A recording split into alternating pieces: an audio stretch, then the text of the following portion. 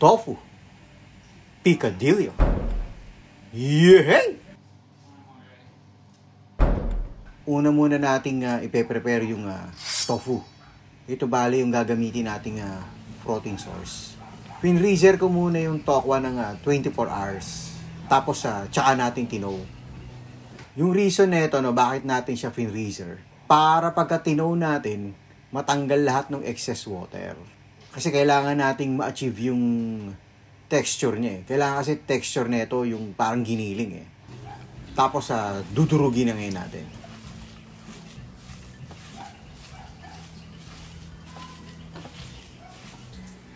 Yan, ganyan ang itsura niya. Bali, lulutuin na ngayon natin. Lagay lang tayo ng cooking oil. Bali sa pagluto nito, kailangan lang siyang halu-haluin nyo lang. Bantayan nyo lang siya.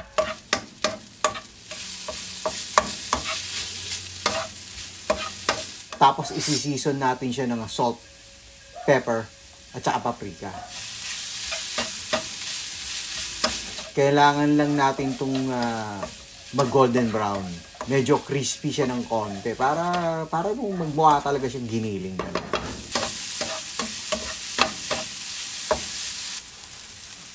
Yan. Ito na siya. So, i-set aside na ngayon natin to. Next, gagawa naman tayo ng tomato sauce. Garlic.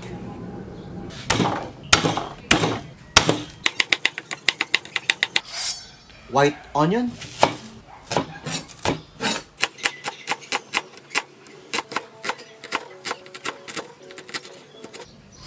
Tomato.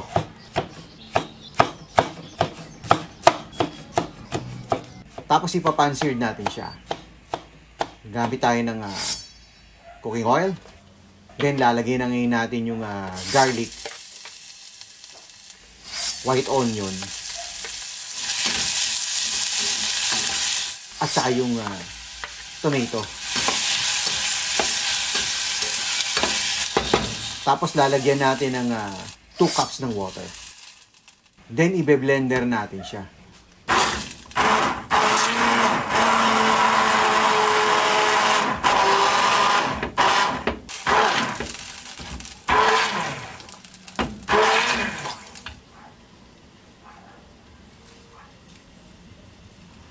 Lalagyan natin ng vinegar.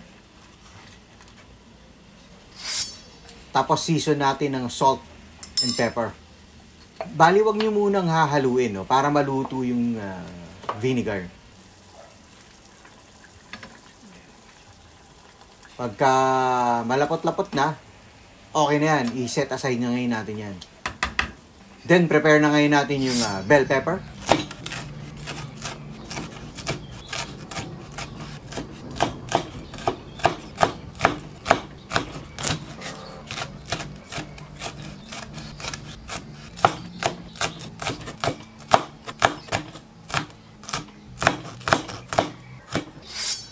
Potato.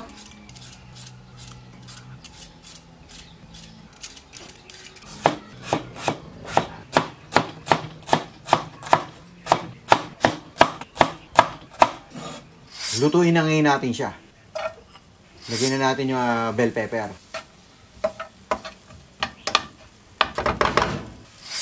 Tapos yung patatas.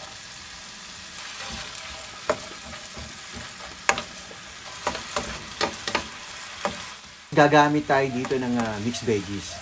Bali, mixed veggies na to, available naman yan sa mga grocery. Isi-season natin siya ng salt and pepper. Then, lalagay natin yung tomato sauce na ginawa natin. Pakukuluan lang natin siya ng mga 3 minutes.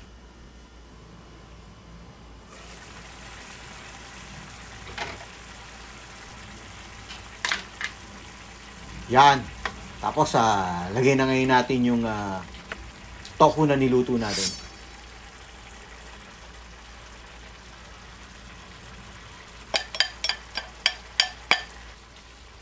Yun, kita mo naman, diba? Picadillo na. Haluin lang natin siya. Sino mag-aakala nga puro gulay lang yan? Di ba? Tignan mo. Tapos, i-season nyo na lang ng salt and pepper. Kayo nang bahala. Kung anong depende sa inyo. Kung gusto nyo lagyan nyo ng dagdagan pa ng salt and pepper.